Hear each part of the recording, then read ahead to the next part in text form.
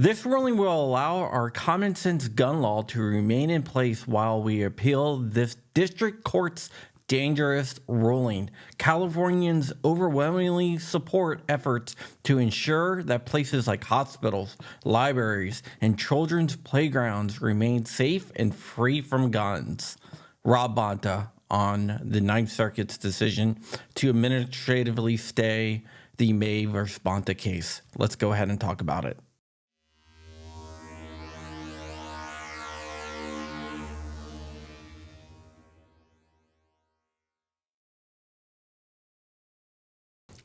What's up, Wolverines? Welcome back to the channel. My name is John Crump. I happen to be an investigative journalist, and this is John Crump News, my little YouTube channel where I talk about 2A almost every day. Go ahead, like, comment, and subscribe. It helps me grow, and it helps us get out the news that people need to know about the government trying to infringe on your constitutionally protected God-given right. I hope you all are having a great New Year's Eve. I was having a great New Year's Eve weekend until last night when the Ninth Circuit decides that they are going to step in and save a California gun law while it's on its deathbed. Of course, I'm talking about May versus Bonta, and we're going to get to exactly what happened in a second, but it's not unexpected that what happened. May versus Bonta was a case brought by CRPA, GOA, GOF, and YouTube sensation Reno May challenging California's CCIA-like Concealed Carry Improvement Act from New York, if you're not aware, law that actually created 26 gun-free zones throughout the state, meaning that most of the state was now a gun-free zone. And when I say gun-free zone, I'm talking about just for people that follow the law. If you don't follow the law or you're a criminal, you're probably not going to leave your guns at home, and you're going to carry a gun in a gun-free zone because that's what criminals do. They ignore the laws. But don't tell the Nimrods in California that the ones that sit in Sacramento with their armed protection, because they deserve armed protection, but the average citizen in California does not deserve the right to defend themselves. If you cannot tell, I'm being kind of ironic there. Okay, so the 26 sensitive locations are churches, libraries, playgrounds, parks, and so forth. And on the 20th, a district court judge ruled that violated the Bruin decision. That's the Supreme Court case, which I'm sure you all are familiar, so I'm not going to go ahead and rehash that. So the Ninth Circuit got an appeal from California.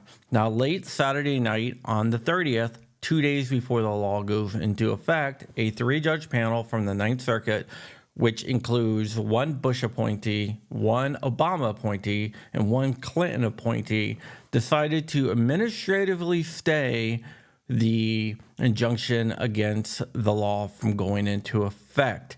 Now, administratively staying does not mean that they are looking at anything to do with the case. They are just stating this is an administrative stay. We're not saying who is likely to succeed on the merits of the case or anything else. We are just going to stay this case until we get a chance to look at it. A preliminary injunction is supposed to go ahead and preserve the status quo until a court can make a final decision. But that's not what they're doing here. They are letting a new law go into effect. So I don't really think that is part of the status quo. But as of tomorrow, all the sensitive areas in California will go into effect. I do believe that this law will be knocked down. It might not be on the 9th because the 9th is very, very anti-gun.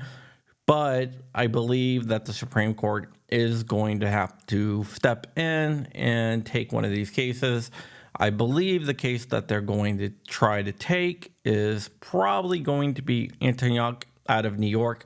That is the case that's challenging New York's Concealed Carry Improvement Act. That is also a GOA case, GOF case. The attorney on that is Rob Olson and being argued by Stephen Sambolier.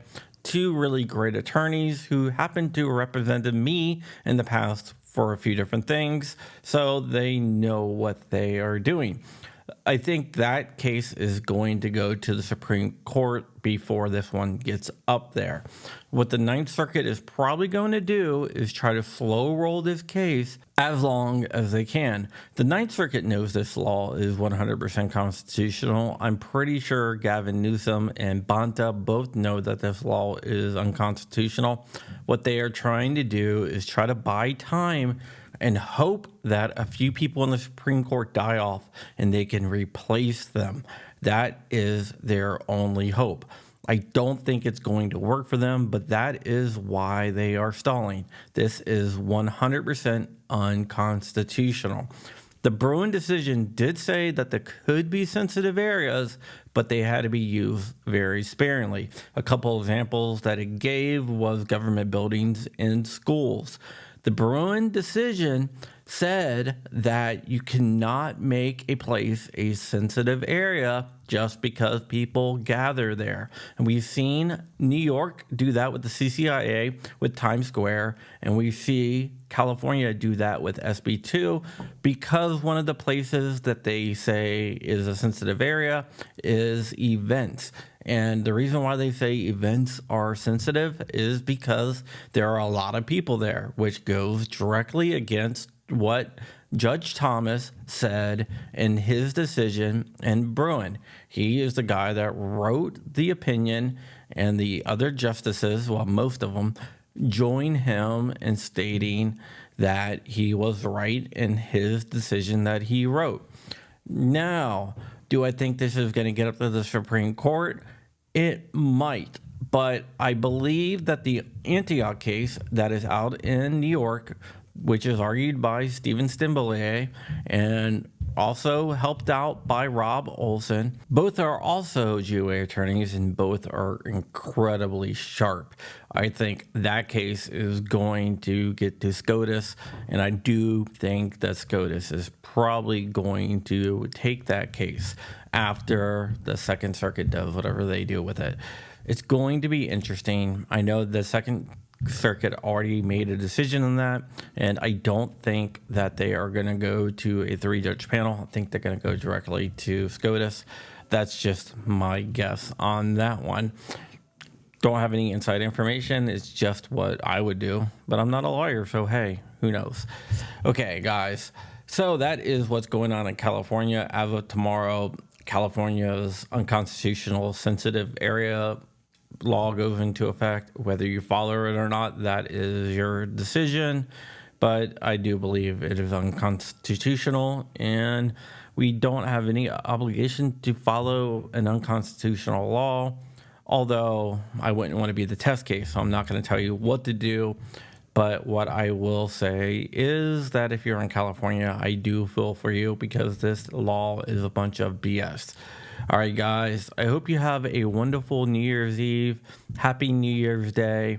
Enjoy the rest of 2023, which is almost over. And I hope that you have a great 2024. And if you want to read something in the new year, go ahead and read my book, Masters of Firepower, which is an awesome book that covers a bunch of different firearms designers throughout history, tells their story. I think it is a pretty good book, but I am kind of biased since I wrote it. There's tons of ways you can support what we do down below. Just click on any of the links and do whatever you need to do. All right, guys, that is it. Stay ever vigilant, stay ever free, keeping the fight. Oh, one more thing. We are going to do a special episode of Uncensored on Rumble tomorrow, so be looking out for that link at 10 p.m. tomorrow night. We're going to be discussing the upcoming Civil War movie. Okay, guys, that is it. Wolverine's motherfucker.